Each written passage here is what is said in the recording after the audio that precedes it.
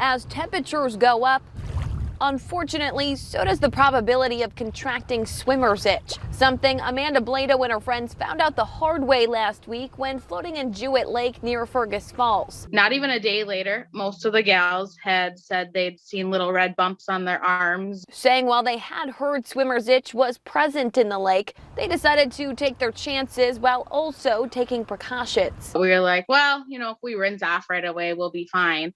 But that was not the case. So I don't know if it's because we were out there for so long or we went out and in a couple different times. A theory Essentia Health nurse practitioner Rachel Felighty confirmed. Typically, you won't get infected with this parasite on the first exposure, but the in and out reinfection is what does it. Nathan Olson with the Minnesota DNR says it's hard to predict, but usually 2 to 3 weeks after the hot weather streak is when the peak of swimmer's itch should diminish. We would hope by the 4th of July it shouldn't be as bad as what they've been experiencing lately. But Olson adds there is always a chance for swimmer's itch, suggesting to swim further out from the shore and to both dry off and wash up immediately after getting out of the water to prevent the parasites from latching on.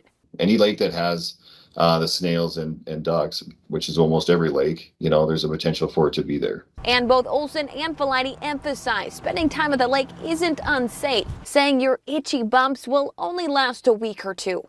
In Lakes Country, Bailey Hurley, Valley News Live.